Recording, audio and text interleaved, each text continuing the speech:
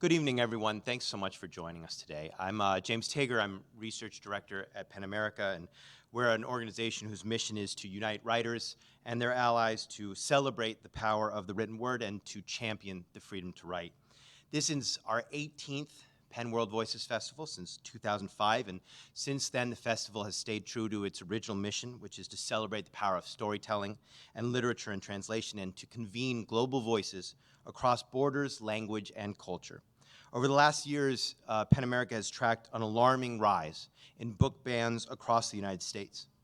And internationally, our Freedom to Write Index tracked the cases of over 300 writers who were detained or imprisoned around the world for their writing or exercising their freedom of expression in 2022. And so events like these are, in some broad way, an exercise of solidarity and the right to express oneself creatively.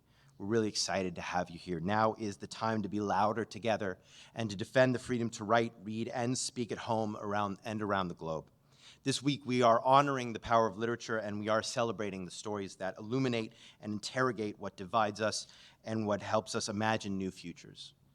On a lighter note, by the way, it's hashtag louder together, but I didn't want to say hashtag louder together because I'm not like Gen Z, you know, I don't know when to use it, but if you're tweeting about this, it's hashtag louder together. This year, we're proud to present over 40 events featuring more than 100 writers over 4 days of celebration, dialogue, and cultural exchange. And by the way, for those of you who are new to PEN America, we are a member-driven organization. We have members in every US state. We have chapter cities across the country from Detroit to Tulsa to Birmingham to Miami. And we welcome all of you to help bring our mission to life. So if you are liking these types of events, please check your program for more information on how to join PEN America as a member. I want to thank our members. I want to thank our partner, Postman Books, for helping us share our authors' wonderful works with you today. I also want to thank the Mayor's Office of Media and Entertainment, the Department of Cultural Affairs, the New York State Council of the Arts, the National Endowment for the Arts, and Amazon Literary Partnership for their invaluable support of our work. Now, it says especially pleased, I am psyched to introduce today's event and welcome Monica Brashears, Kelly Link, Sabrina Orah Mark, and Maria Tatar for a conversation on the ways that the surreality of life today highlights the fairy tale highs and the horror story lows of what it means to be alive in the 21st century. Monica Brashears is an Appalachian writer from Tennessee. She's a graduate from Syracuse University's MFA program, and House of Cotton is her first novel. Kelly Link is the author of 5 collections, most recently Black Cat, White Dog. Her collection, Get in Trouble, was a finalist for the Pulitzer Prize, and she was a 2008 MacArthur Fellow. She is the co-founder of Small Beer Press. Sabrina Orah Mark is the author of the poetry collections The Babies and Sim Sum. Wild Milk is her first book of fiction. Happily, which began as a monthly column on fairy tales and motherhood in the Paris Review, is forthcoming from Random House later this year. And Maria Tatar is a senior fellow at the Society of Fellows and the John L. Loeb Research Professor of Folklore and Mythology and Germanic Languages and Literatures. Folklore and mythology and Germanic languages and literatures. I don't know how anyone does just one of those things. At Harvard, she is the author of The Heroine with 1001 Faces and many other volumes. Thank you all so much for coming today. Thank you to our guests for agreeing to take part in what promises to be a wonderful event. Our moderator today is Maria Tatar, so please join me in welcoming Maria.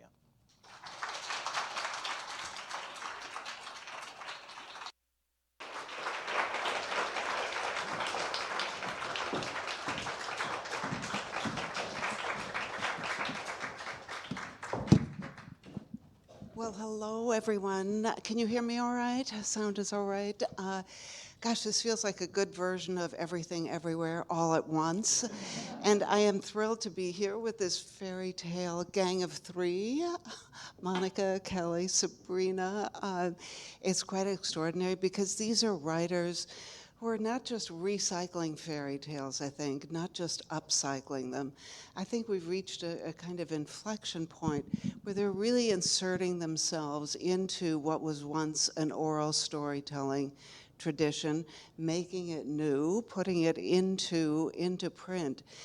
And these are stories that my colleagues in the field of fairy tales, that there is such a thing as fairy tale studies, and my colleagues have sort of moved toward the term wonder tales, trying to capture the sense of magic and also the way that fairy tales get us thinking we start to wonder why something is happening. I actually prefer the term old wives' tales because I think these stories are really part of a tradition in which the subaltern suddenly gets to speak, the disenfranchised, the subordinated, and the sidelined. So what I want to do today is I want to ask all of our panelists to think about, and you don't have to answer all three questions, but of course I will put three questions to you. What is a fairy tale? And when did you meet one for the first time? And what attracted you to the genre? What was exciting about it? Was there a certain self-consciousness about it, or did you simply absorb these stories? And then I'd love to go on to the whole question of fairy tale architecture. Who tells the story, or does the story tell itself? And then also ask you all about the writing process. Any curious writing rituals that you might have, or maybe something about the genesis of each of your books. So, Monica, do you want to start with just reflections on the fairy tale? What led you to that particular? I love the way in which fairy tales are called genre literature, like horror is genre film, that it's somehow subordinated and put a little lower in the hierarchy. But tell us about your first encounters. Within the novel or with the fairy tales? Oh, just in general. You know, did you grow up with them, or were you a voracious reader? How did you come across fairy tales? Yes, we had one of the Grimm's picture books, and I became obsessed with that. And I also think just growing up in Appalachia and kind of like being within the woods and all that like mystery that kind of lingered in the wildness felt similar to that. I would often like go out and daydream like what kind of stories were happening.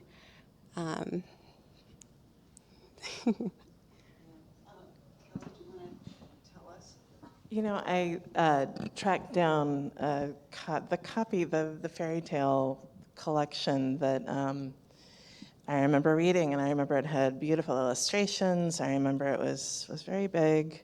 But my mom has moved up and is living next door to us now, and so she had brought this collection with her, and it is a Reader's Digest collection of world fairy tales, and the illustrations are not particularly beautiful, and you know, but the stories are the stories that I remember.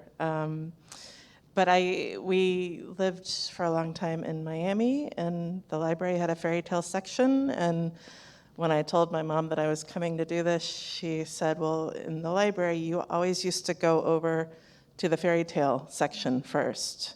And she said I could never figure out why. But that was where you went. Sabrina. Yeah.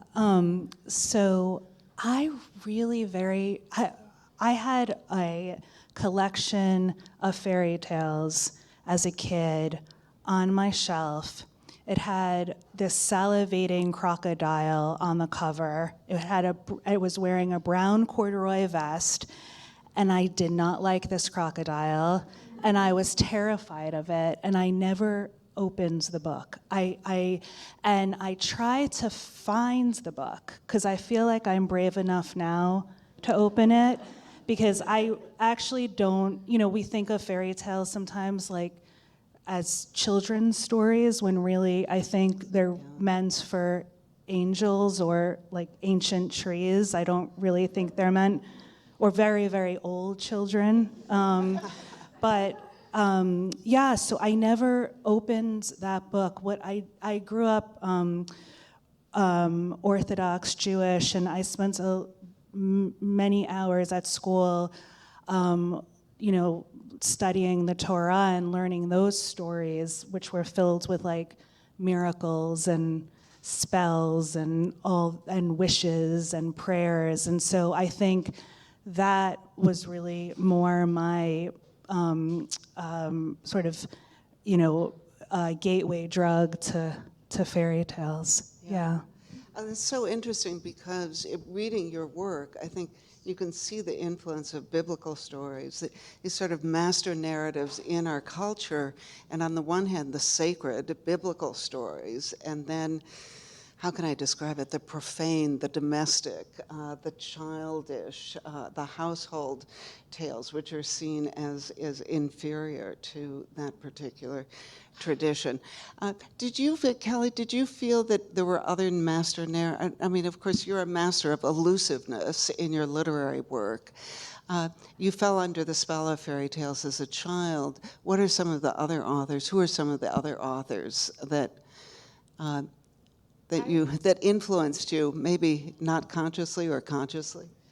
I loved short stories, and so there were a couple of editors. I remember Helen Hoke in particular, and Alfred Hitchcock, who put together anthologies of ghost stories, things that weren't quite fairy tales, but to me felt like they existed in the same space because they are very vivid, very unlikely things happened. They moved very quickly, and I guess that was the genre that made me feel like I was interested in stories, that sense of strangeness and possibility. Spookiness, yes, comes to mind. And Monica, I want to ask you, I mean, spooky. You are an expert on creating spooky effects. Can you tell us something about that? And maybe we can talk about beauty and horror, the mix of beauty and horror. Actually, in your work, all three of you, I think, have that somehow maybe in the front of your minds or in the back of your minds somewhere. So can you say something about the horror genre? And tell us about the House of Cotton.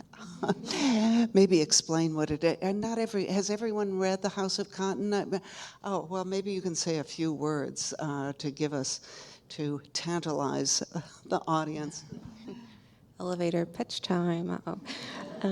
House of Cotton follows Magnolia Brown, who's lost her grandmother and is left alone to face a predatory landlord and an unplanned pregnancy. She accepts a job modeling in a funeral parlor.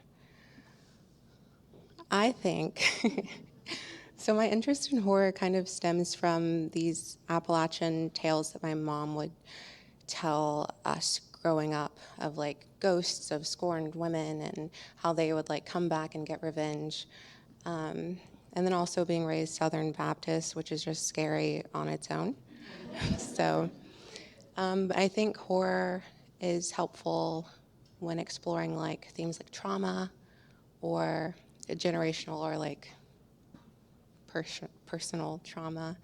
It kind of opens the door to make sense of when people are monsters, I guess.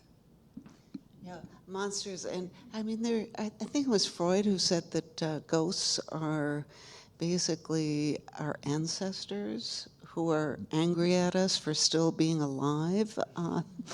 So was there something to that in your writing, or did you? I think a little. I'm trying not to spoil what happens. Oh, yes, sorry, yes, Yes. okay. Well, let's see, Kelly, tell us more about the supernatural and how it operates in your work in the sense of, I'm thinking about the final story in your collection, and again, we don't want to give things away, but tell us something about that tale with the black dog.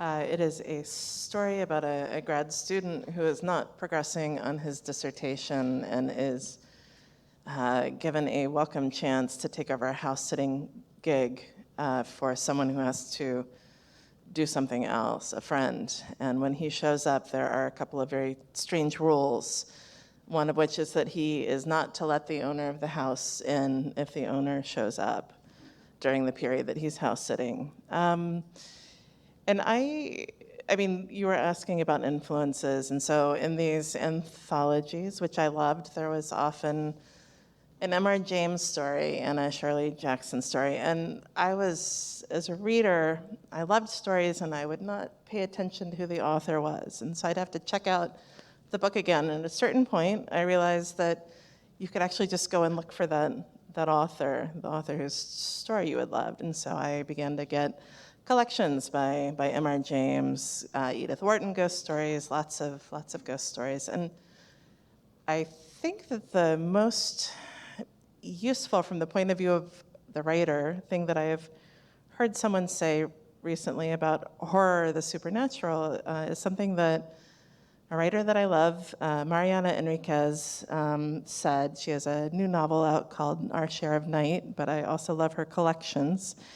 And she said that it seems to her that the use, which is a terrible word, of horror is that it restores the appropriate emotion of horror to a narrative. She said, in real life, you are bombarded by moments which are horrific, whether personally or culturally, next to things that are very funny, next to things that are advertising, next to silliness. And so it's very hard to kind of hold on to the appropriate emotion of horror when you are confronted in the real world with something horrific, because so many other things are pressing on you for attention. And she said, when you watch a horror movie or when you read a horror novel, that the author has created a space in which they have restored that sense of horror or fear or dread to something that actually evokes it. And she said that there is something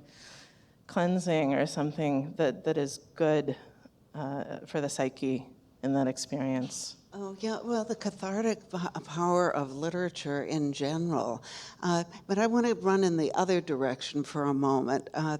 I think one of the best definitions of a fairy tale is a phrase that Churchill used to describe Russia, and that's that it was a riddle wrapped in a mystery inside an enigma.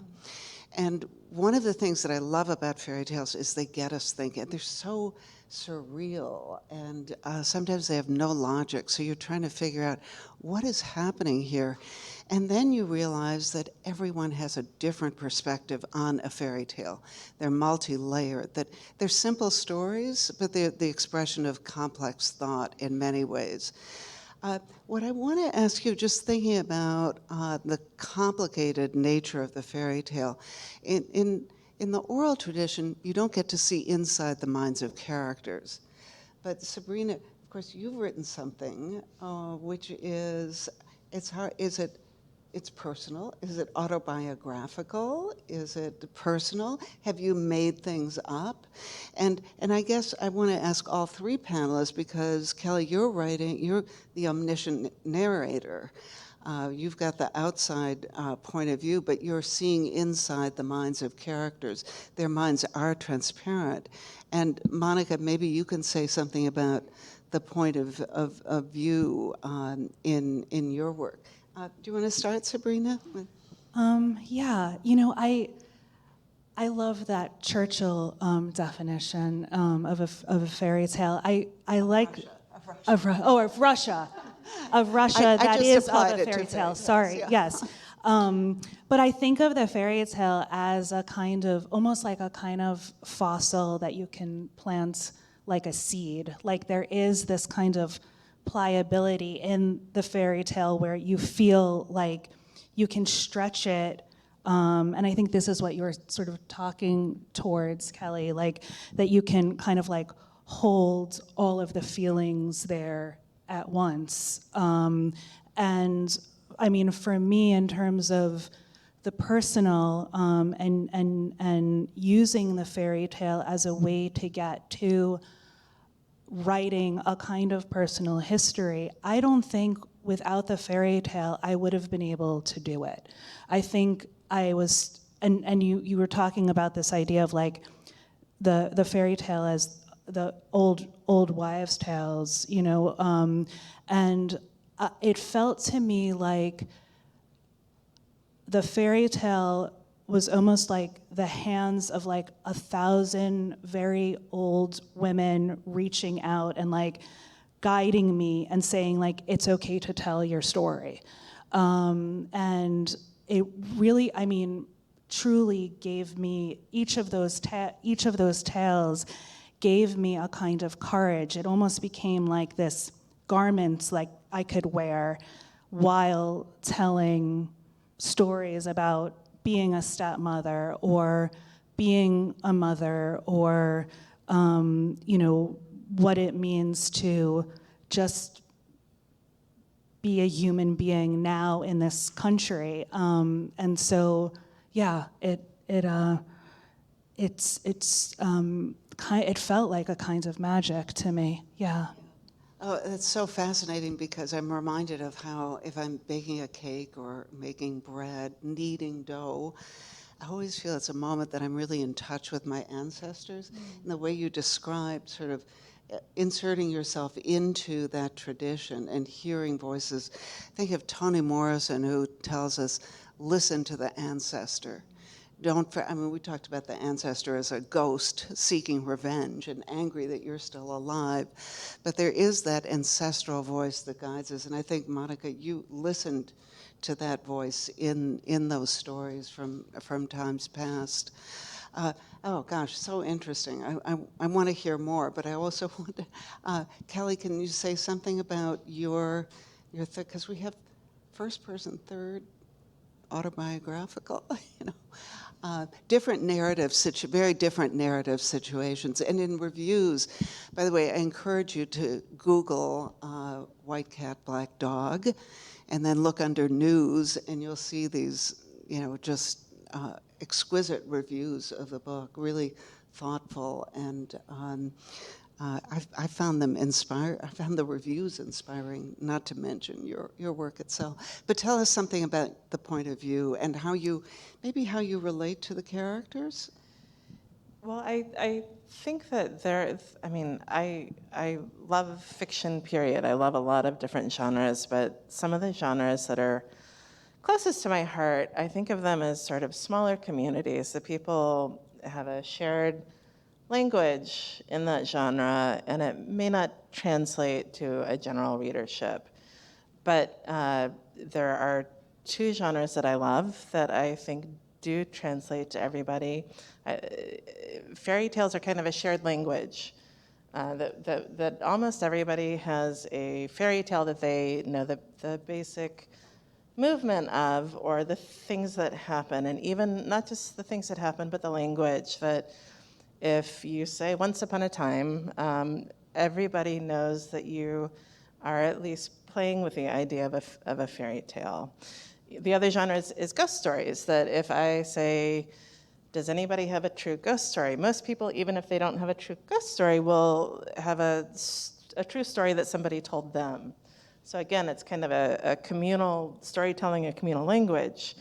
And so with this collection, the other part of that is that there are so many retellings of fairy tales that and even the original fairy tales, there are so many variants that as a writer, as you read more and more of them, you become aware of the multiplicity of story, the way that there are so many different paths into telling stories. You can vary the story that you're telling in very large or very small ways.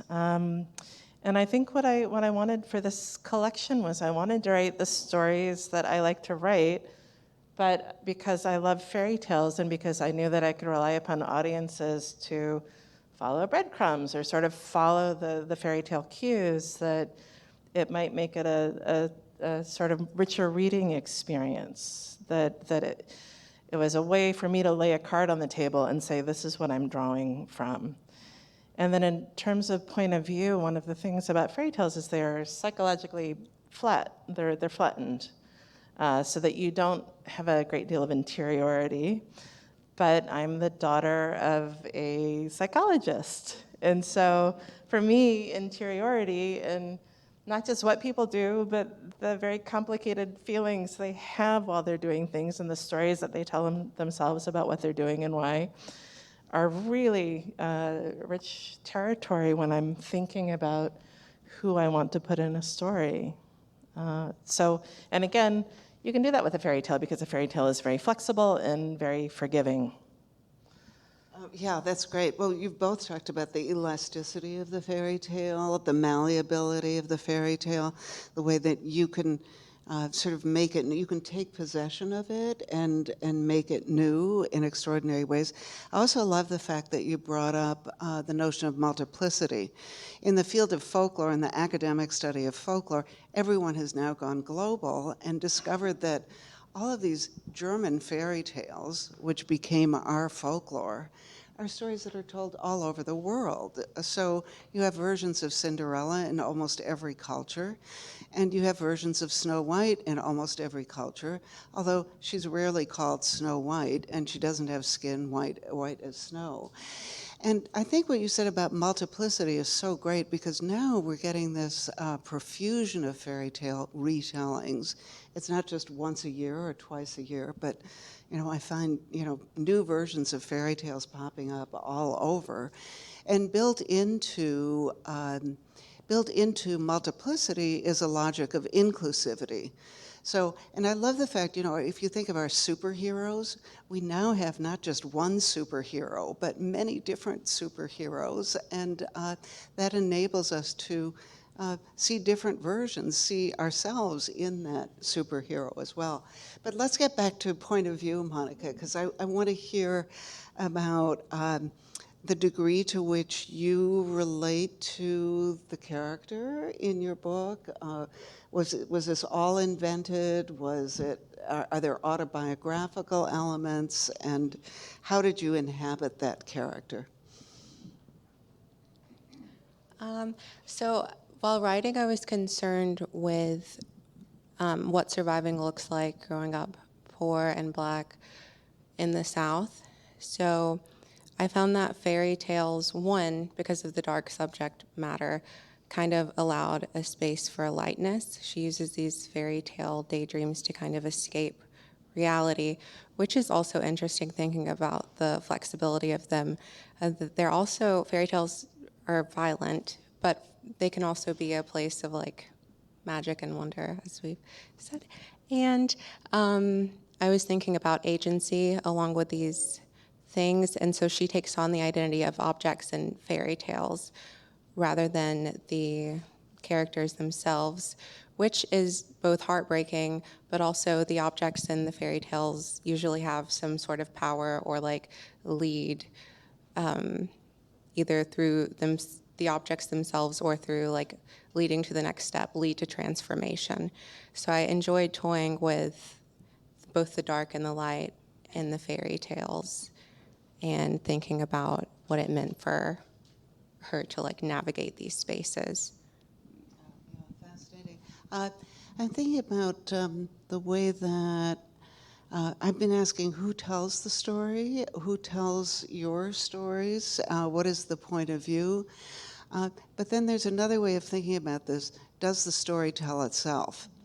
And a few years ago, I decided as a summer project I would write a novel.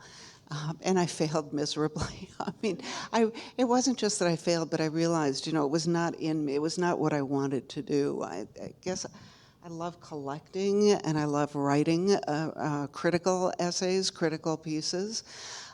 But what I did find, it was a wonderful exercise because what I discovered was about halfway through the writing process, the characters took over.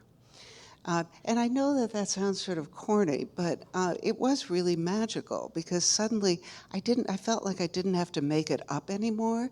The characters were, it wasn't that I was channeling the characters were channeling me and asking me to tell their story. So the second half was just exhilarating, it was exhilarating to write it because I felt that loss of control.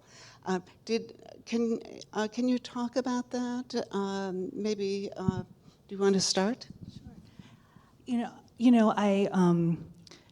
I recently was in Iowa City, and a friend of mine brought me over to see this little tree growing in the middle of the University of Iowa campus, and it turned out it was a sapling that was propagated from the tree that the chestnut tree that Anne Frank had looked out to see. She wrote about in her diary when she was hiding with her family during the Holocaust for, I think it was like 761 days. And she wrote about this tree. And now the sapling has been propagated and it's been planted, I think, in 8 different places around the US. And I walked over to this tree and there was no plaque or anything. It was just planted there. And you can like touch its leaves and you can smell its leaves. And I was like, oh, this is the story. Like, this is like a fairy tale, like where it's this tree that's been planted, right? Like across time and across cultures and across space. And you can like reach out and you can kind of smell it and feel it. And it really, I was like, and so in terms of like thinking about how we tell stories, like what guides us and like what holds us, and like we're all kind of sharing like one gigantic root system, and I think the fairy tale in many ways like reminds us of that the most to me, like as a kind of ancient story that we could all kind of find our faces, our hearts inside. I don't know if I answered your question. Oh, yeah, I love that metaphor. And, I think of, let's see, Tolkien's Cauldron of Story. And we're always adding bits and pieces to it, sometimes dainty, sometimes not so dainty.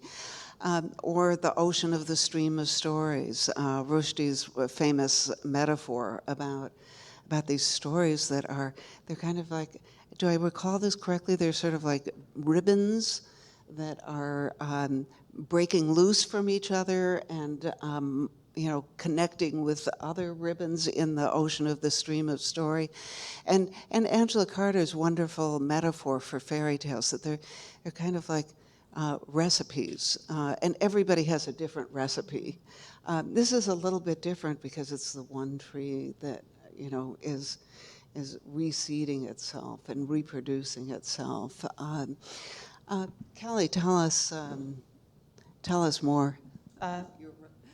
I was working in a kids' bookstore when I went to grad school in an MFA program, and I was also reading a ton of Angela Carter, and so I was reading these very adult stories, but in the kids' bookstore, I forget which publisher had been bringing out these different versions of fairy tales, fairy tale picture books, many different cultures. It said there would be Cinderella stories, but not just one. But so we would take them out of the boxes and shelve them, and it would just be, 7 different versions, seven different cultural approaches to the same story, and that was very useful.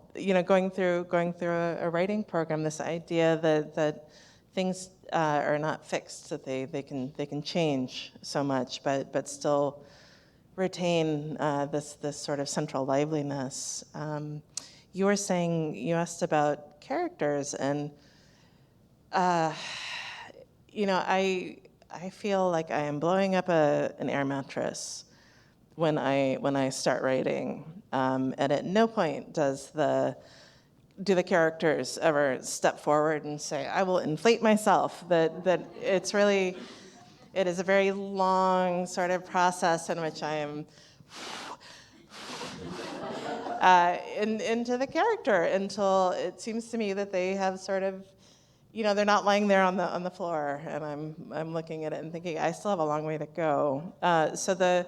But what I do always have is I have a sense of a structure. I know what my ending is, in the same way that with an air mattress, you know what the air mattress is supposed to look like when it is properly inflated. And so fairy tales, for me, are great because they provide a kind of core structure, that there is something that I am in conversation with as I work.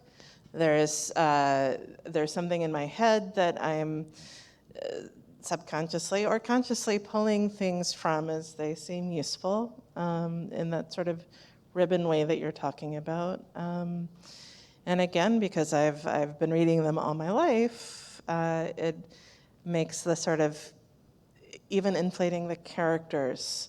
If I think of those characters as people in a fairy tale, to me, they immediately have more liveliness, even if the story that I end up with does not necessarily resemble a fairy tale all that much.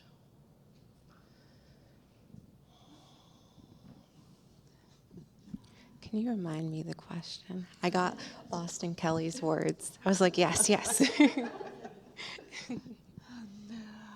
Well, do you want to tell us something about the character taking over at all, or? Oh, yes. So usually there's one character that is sort of electric, and then through a vision I find the other like jolts of electricity within them all. But there is usually one. Which one was it for you? Magnolia. Yes. So Hollywood sometimes shows scenes in which authors are giving book presentations. And the first question is always, in the Hollywood version of it, what is your writing process? What is the secret sauce? So I want to ask you, is there, I mean, there isn't a secret sauce. We know it's a lot of hard work, and it doesn't, happen instantly by any stretch of, I always think of Kafka, who wrote actually it was his first short story, The Judgment, in one night, in one sitting. This brilliant, and it was only about 4 pages long, but it's a brilliant story, and we all wish for that eureka moment where suddenly you lose any sense of a writer's block. But are there any sort of rituals, or do you write early in the morning or late at night, or do you allow yourself periods of quiet where you're not being productive, where you're just taking things in? So if you could say something about that. Sabrina, you can start. Yeah, so Happily began as a monthly column in the Paris Review, and the way that the book happened was really like I was writing these essays, these monthly essays, almost like writing with the moon. I had to start. I had my 30 days to write each one, and each one kind of ended up surrendering to a kind of time, like what had just happened.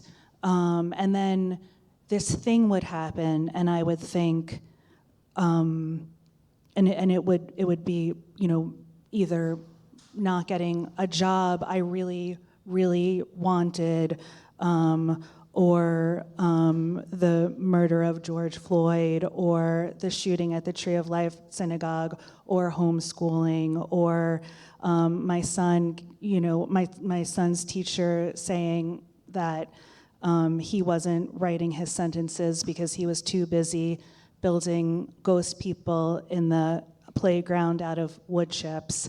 And so this, something would happen, and I would find a fairy tale, almost like a guiding light to follow in order for me to understand or write through, not understand, because I don't know if I've ever understood anything, but to kind of follow the story and write through the thing that was happening. And so the writing practice became a kind of, panic in the beginning of the month, a feeling of like, I'll never be able to write again. I have no idea what I'm doing.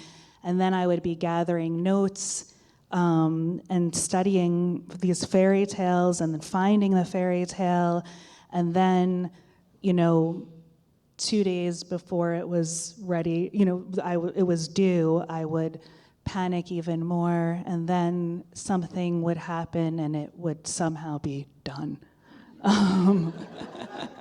So which is a very different process than my other books. I mean, but I really wrote this happily with the moon. I really did. It was, Yeah. With the moon. With the moon. Oh, Yeah. Incredible. Yeah. Lunacy. Lunacy. Yes. Gosh, I think of the profession,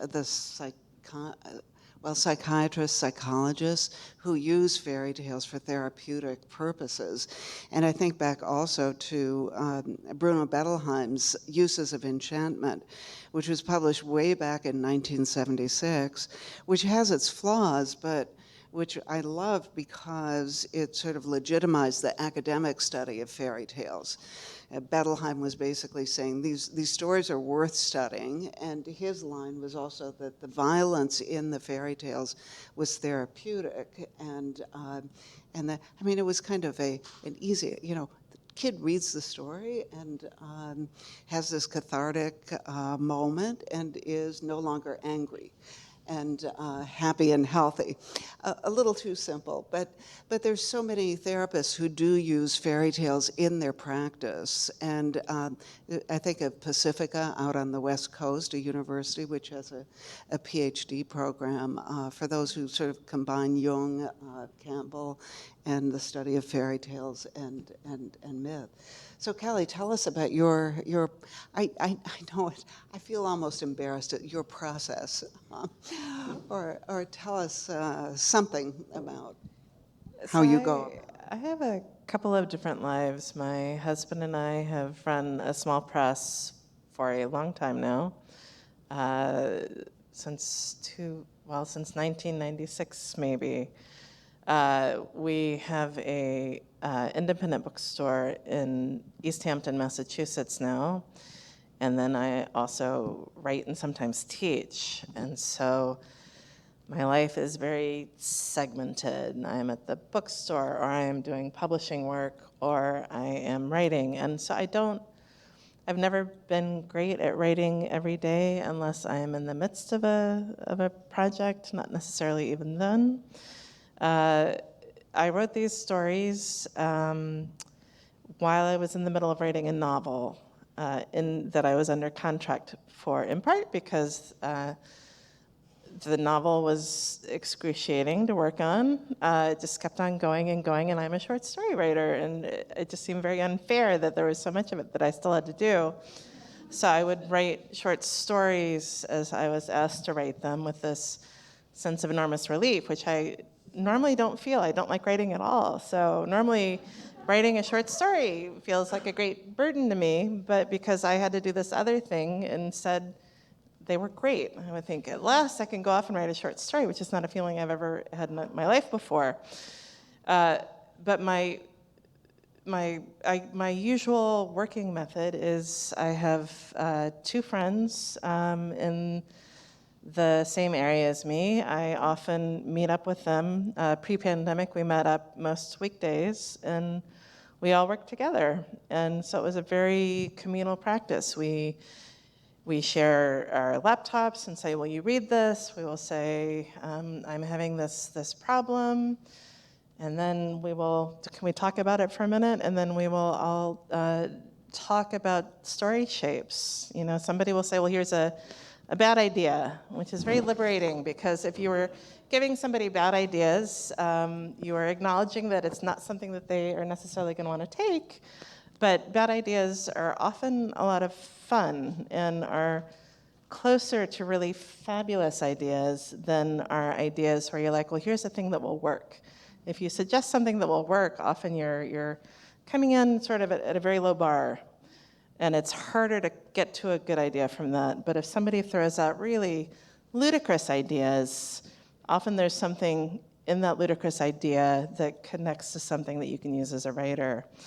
So the pandemic sort of threw that into disarray. And I will say the one thing that the pandemic did for me is that I did a lot of fine-tuning. I thought, well, maybe I can write in the morning. And I tried, and my brain does not kick on until a certain time. And so I did sort of figure out the times of day when I could actually get a lot of stuff done, and then I did that until I was done with the collection and I was done with the novel. And it's 2 p.m. to sort of 1 a.m. in the morning is ideal.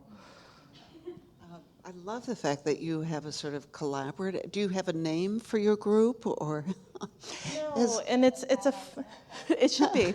It's sort of a Spinning floating stories. It's a floating group because people will come through and then they will work with us, or we will go away on retreat and 9 other writers will join us. Like Cool. but they're all people who, because it's not great for everybody to work all sitting at the same table. Not everybody is happy doing that, but these are all people who feel much better engaged in work if they can eyeball the person across the table and think, oh, that person is getting something done. I should also get some things done now. So yeah, a little bit of anxiety, because we often think, well, we all think of writing as this solitary activity. You're really on your own with, there's the page or the screen or whatever. And I mean, you're really sort of reaching back to that tradition of women getting together and sharing stories, which is And precisely. it is almost always mostly women, sometimes 1 or 2 men, but even when it's a room with 13 people, it still will be, Yeah, 11 women and 2 men. cool. Monica? I wish I could work in a group, but I get so distracted, and then I also want to say things like to avoid work. So like, what would you do if I turned into a grape right now? And they're like, please shut up. So for first drafts, I usually will give myself a deadline, and then I'll divide the number of words by the days and then write that. And then from there, I start in the morning. I shut myself in my room and write James Joyce style, which is feeding my ulcer too much coffee, and on my belly. Get real cozy with it. And Gosh, as you said that, I suddenly had a flashback to a friend of mine in graduate school who used to literally tie himself to his chair. So he would, I kid you not. It was so, I never saw it, but the mental image was bad enough. Well, I have a few more questions, and the first one is, do we still have a little time for, oh, all right, so the first one is about ChatGPT. I bring this up because my daughter just sent me, she's a screenwriter, and she lives in Los Angeles, and she sent me a picture of her marching in the picket line. So tell us, and I know that part of the contract negotiations in the writer's strike has to do with the use of AI unsupervised. The writers are willing to bring AI into the mix, but there's concern that there won't be a human involved it'll just be the corporation and AI. So they want that human mediator in that. Now, I'm not asking you to be expert. You may or may not want to talk about it, but your thought, and anyone have particularly strong feelings or thoughts or the future? I haven't have any of you tried it? I haven't tried it. Have you tried it? I did. I'm scared. I did try it because I wanted to see what are my students going to generate, so I did it with kind of dumb, I didn't try it with fiction. But what worries me is you could so easily write a poem and it might be really good.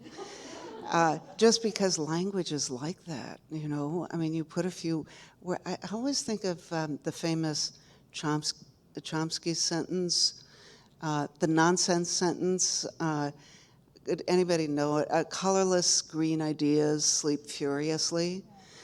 He cited that as an example of utter nonsense. Well, since then, there's a whole Wikipedia page about that sentence and what it means.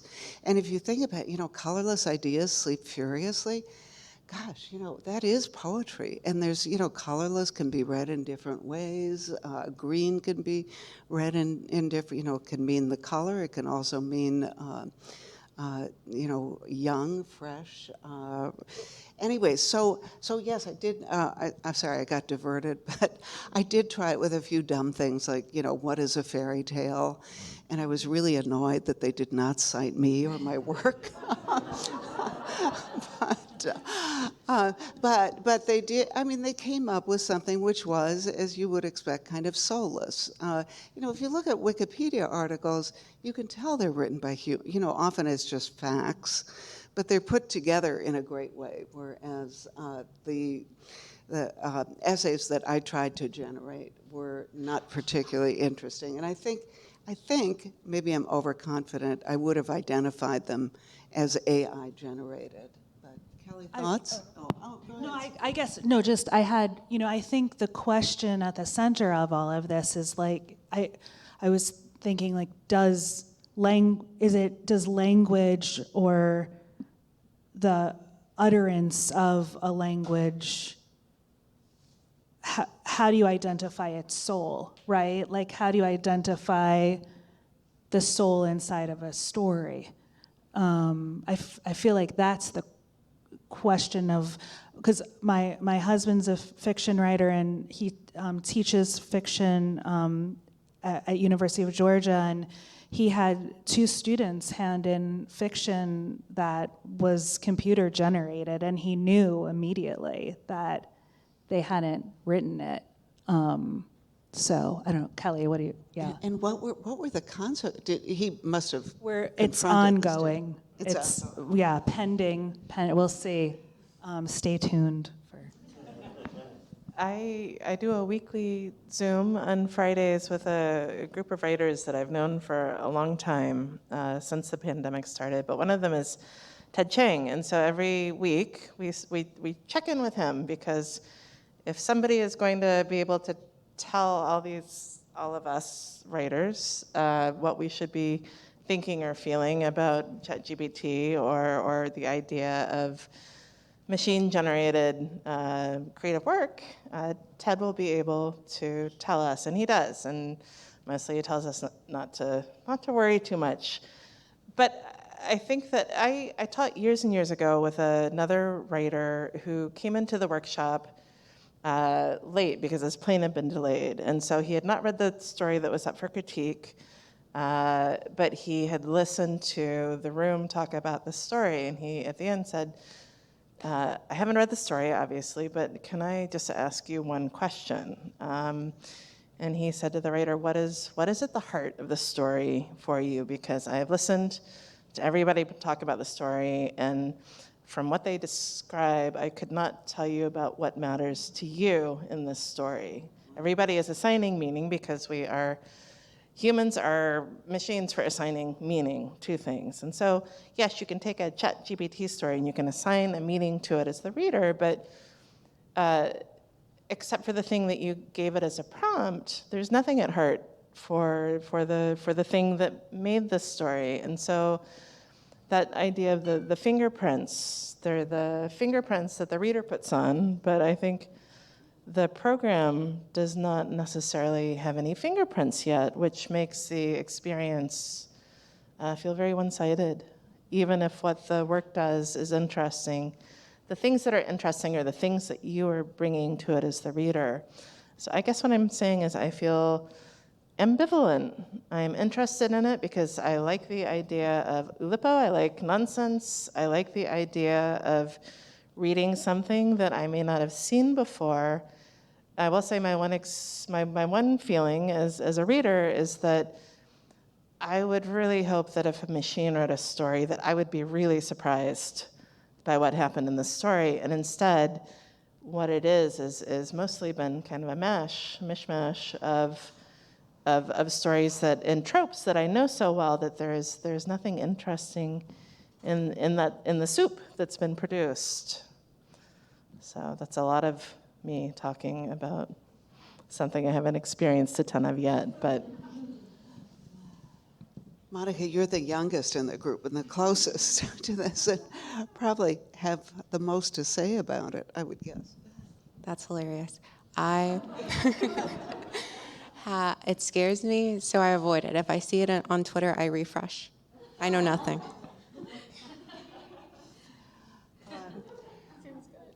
I want to ask a question about each of you, your favorite fairy tale. And I'll give you a moment to think, because I'll tell you, my favorite is Hansel and Gretel, which you've all engaged with. And I asked myself, why do I love that story? Because it's about sibling solidarity. And I read it as a kid, and the witch didn't scare me. Now, today I read that story and I think, oh my God, why in the world is this, marked for children? As Maurice Sendak would say, there's no such thing really as children's literature.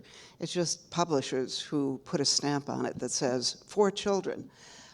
Hansel and Gretel, was for German. It was written. It was in a collection for German children, early 19th century. But it's something we'd certainly think twice about before reading to a 5 or 6 year old. But I don't remember how old I was when I read it. But as I say, for some reason, the witch didn't scare me. And maybe it was what you said, once upon a time, is a kind of signal. This is not the here and now. This is all made up. This is make-believe. And by the way, there's going to be a happy ending. They will live happily ever after, though certainly the stepmother doesn't. But in any case, and I would just add that sometimes I think I have a new favorite fairy tale every day. It happens, it's often the one that I am working on. And, there's the great pleasure of reading a new version of a fairy tale that you already know, seeing that, Cinderella in her Indonesian incarnation looks very different from the European Cinderella. I have to say, probably Carlo Collodi's Pinocchio is my favorite fairy tale, mostly. It has sort of so many incredible characters, but mostly probably for Geppetto, who, carves a boy out of wood, and then the boy comes alive and steals from him and kicks him. I think the first thing Pinocchio does is kick Geppetto once he is, comes alive. He runs away from him.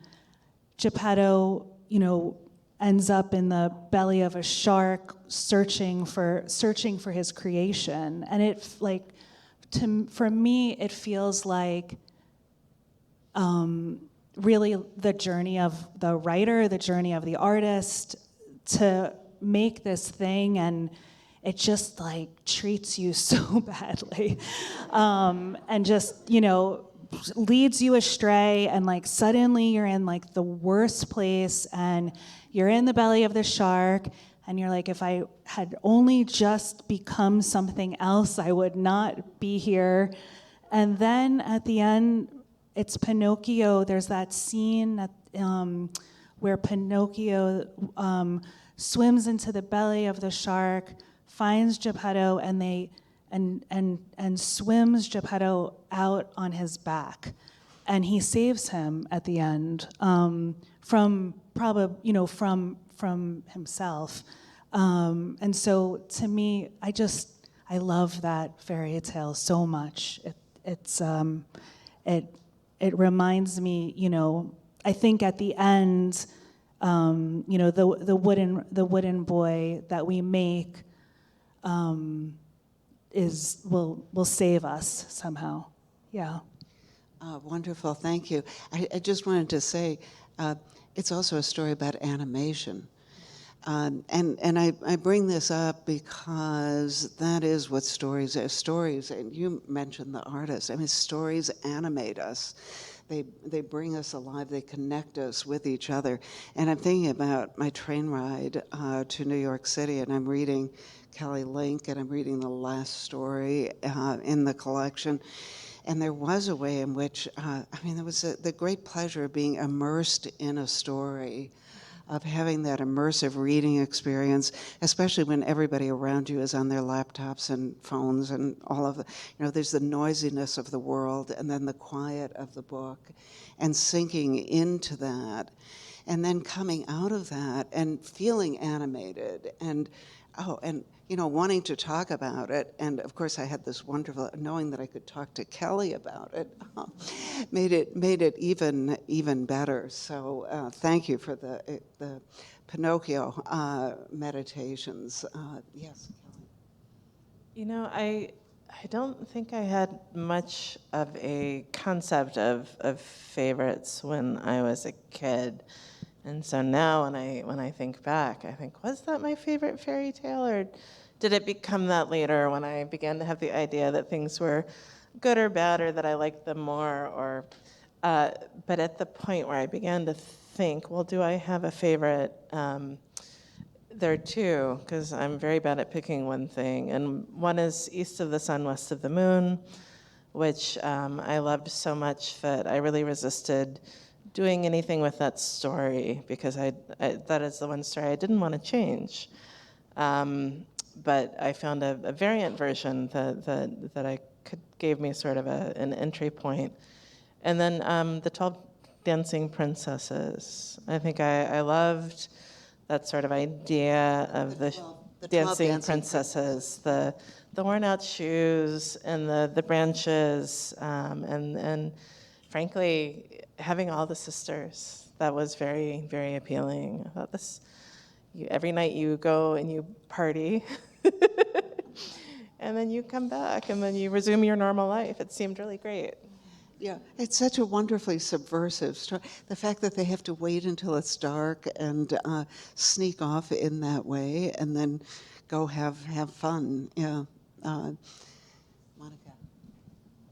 I would have to say Rumpelstiltskin. I love some mystery. I love a little task, and the stakes are so high. What is it about Rumpelstiltskin that you love? I just remember it terrifying me as a child, so it's kind of stuck with me always. And I would say it likely influences anything I'm working on at any given point in the same way that other foundational stories do.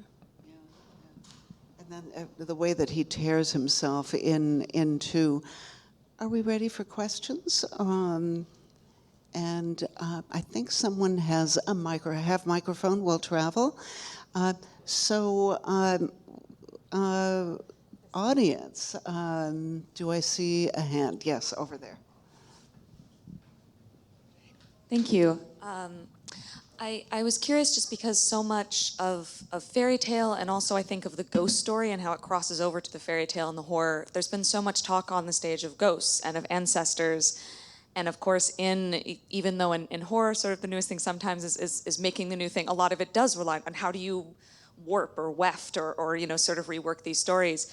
And I was curious if you could speak a little bit more to that choice of sort of which ghosts and which ancestors, because there's been a lot of conversation across fiction, but especially across areas of the fairy tale or folk tale, of sort of which stories different groups have a right to even engage with, right, of sort of whose stories have a sense of belonging, but also within our own cultures, that feeling of a sort of obligation in some ways of how much do you change the story, how much do you rework it, in changing what the ancestor was saying maybe, or talking back to the ghost. So I was wondering if you could speak a little bit more in that realm of the fairy tale, of the ghost story, in that potential tension between this idea of reworking the story and then remaining, this is a very thorny area obviously for fiction, but sort of true to what inspired you with it, or how much you felt comfortable changing. So are fairy tales sacred texts?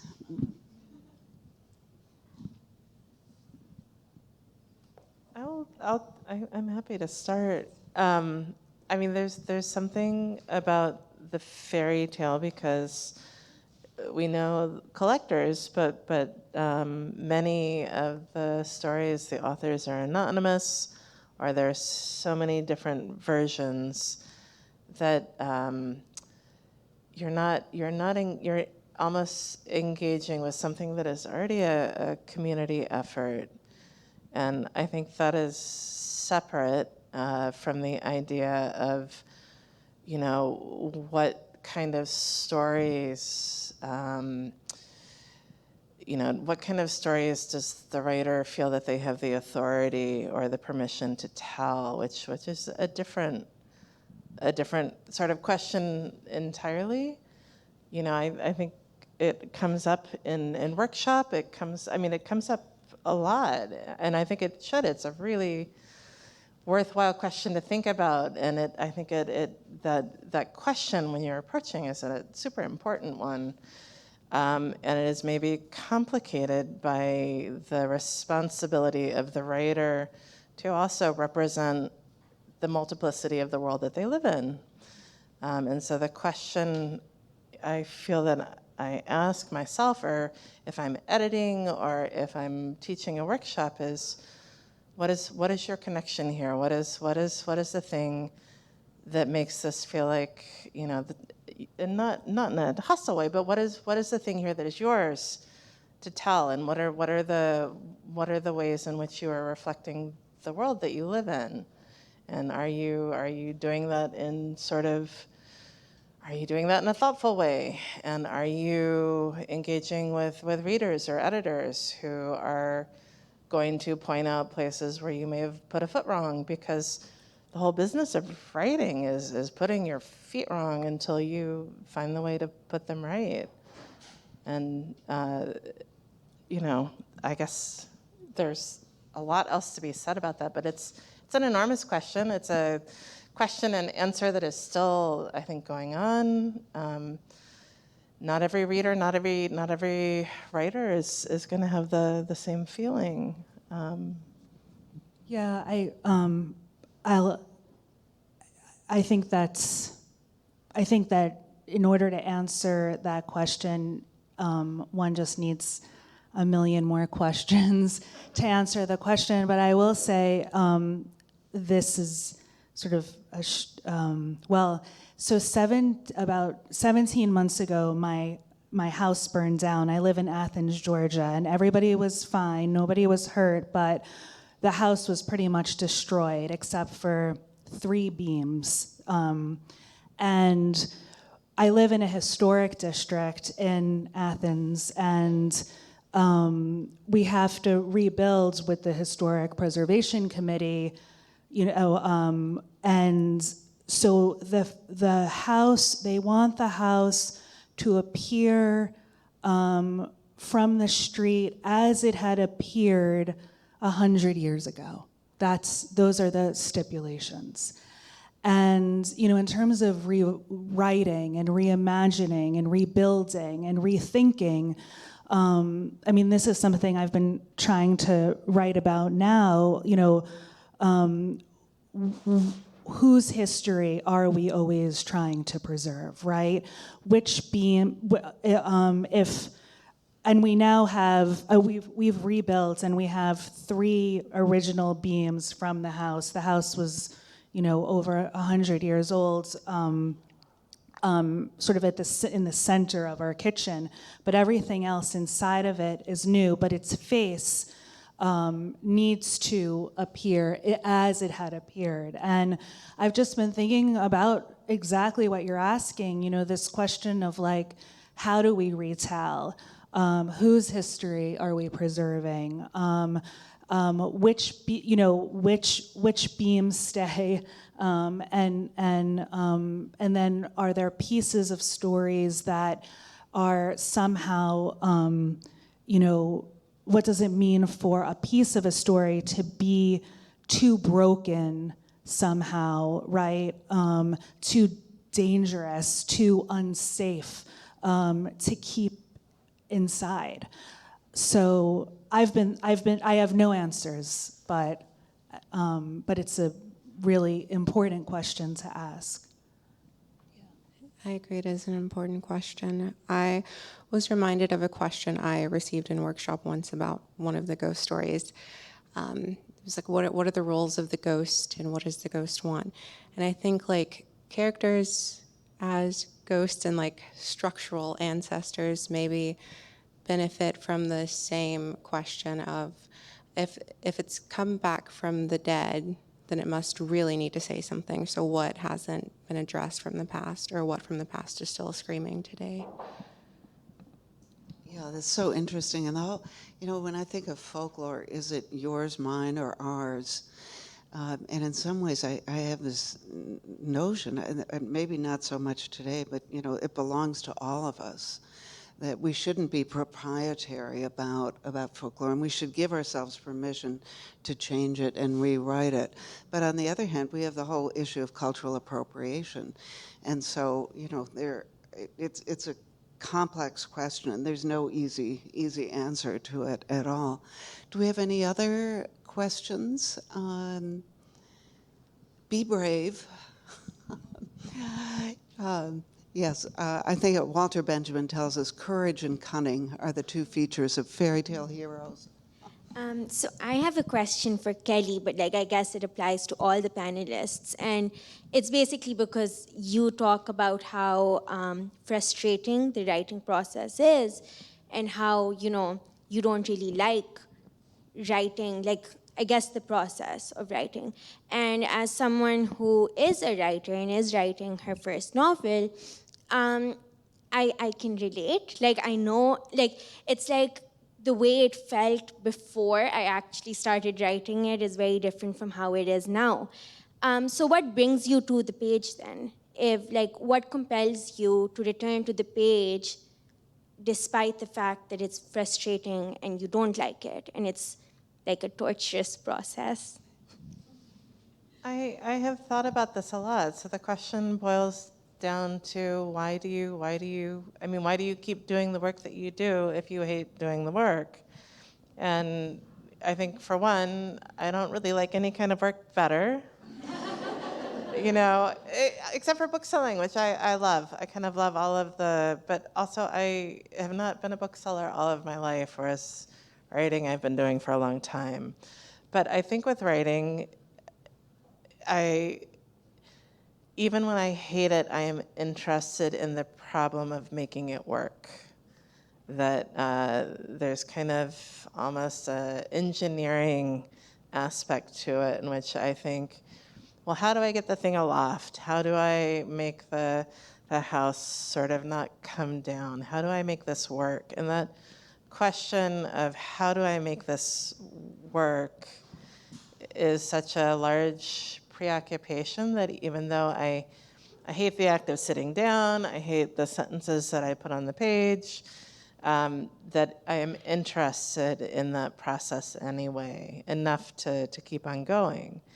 And then I think it is a question of stamina. I think some people love the first draft, but even the people who love the first draft and love putting stuff on the page, they don't necessarily love revision, but I do love revision. And so part of it is I think I hate this, and then I think, it will be fun to make it better. And that is also true. I think I keep writing because if I didn't, I would feel completely lost in this world. I think I write to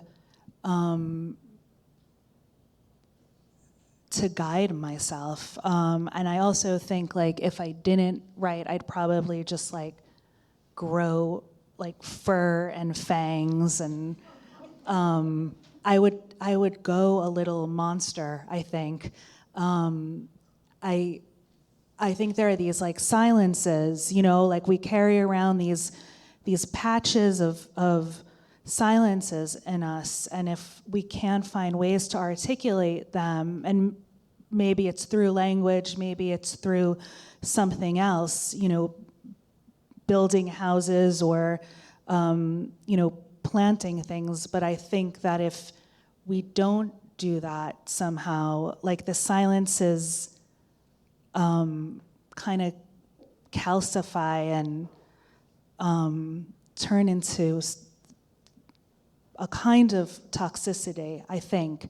And I also learned that the writing is actually, for me, a form of just radical listening. I have to, it forces me to listen. And so when the book is done, I feel like I kind of have this, and I don't know if you all have felt this, but when you're done with a book, don't you feel like you have this like great, big, wide, open field? It's not like you fill something in. It's like, it's almost the opposite of that for me.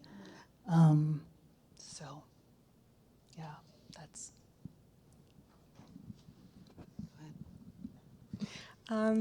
I think personally, I just got out of a writing funk, and I just had to like become obsessed again. And I don't know how I did that. But if you're obsessed with anything, or if you can make yourself obsessed with something, I think that's really helpful. You know, it's so interesting. In so many TV series, writing becomes the holy grail.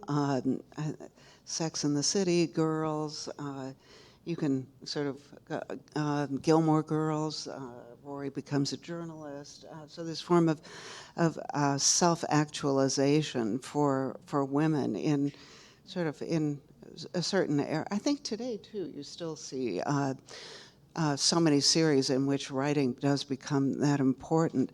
What I'm wondering is, you know, as I hear you speak, oh, wait, let me see, are there more questions? Well, yes, go ahead. I'm curious with the intensity that goes into the writing, and what was just described was a beautiful way of putting expanding consciousness, which takes so much energy and so much work. What do you do to take care of yourselves in terms of you're putting out all this energy with writing, but what are your self-care practices or rituals? Other than watching The Housewives of New York, does that count? Oh, The Real Housewives, right, The Real Housewives. If that's not a fairy tale. I think that I built a writing life for myself because I do like community. I like being with my friends. I like talking about books. I like talking about writing. I like complaining about writing. And so for me, all of the structures that are part of my writing life are also my reward for writing. And so, you know, because writing is not just writing books, it's also letters to people who want you to do things like that. And having a community, a big part of self-care for me or my friends is, I have to write this letter, but I don't want to. Will you write a draft of it for me? Because it's much, much easier to write letters for friends than it is to write them for yourself. And your friends will be very funny. Or you'll say, I have to write a blurb, but I can't. Writing a blurb is very hard. So your friend will write a blurb, and then you can take it and shape it. And so again, part of the self-care is the things that are very hard for you to do. If you have a community of writers, you pass it to somebody, or you say, I don't know if I should do the following thing or not. And they will tell you, usually, no. Because other people are much better at saying no than you are. And so my self-care has been build a community where other people will help you think through the things that if you have to think through on your own, they're very, very hard to figure out. I love that though, how like the writing kind of branches off and it like brings you, I mean now, look, I get to meet these like 3 just amazing writers and thinkers, and we get to talk to each other, and I, you know, had I not written, I wouldn't be here and I wouldn't be able to like get that, all of your energy and feel your light. So there's that, and I mean for me also is my teaching, my students are just like, bring me so much, so many stories, and just hearing their stories and getting to know them, and it, you know, so yes, I agree. It's like, writing is really hard and really lonely, but then it like gives you entry into this other field, you know, so yeah. That is really lovely. I just have one thing to add. Wait, I lost it. Oh, one form of self-care I find which can be kind of tricky because I'll like start doing it too often, but I'll start counting other things as writing, like watching a movie, or if I'm like struck by an image outside at least once a day, then that's like writing. So resting. Do we have time for one more question? Or no, can I just read one quote to end? On the train, I want to read something that Rebecca Solnit wrote about fairy tales. Stories are compasses and architecture. We navigate by them. We build our sanctuaries and prisons out of them. Without story, we would be lost in the vastness of the world that spreads in all directions like Arctic tundra or sea ice. And I want to thank our three panelists, our three writers, for turning writing into something a little different, a patch of warmth and light as well. So thank you. Thank you, Maria. Thank you.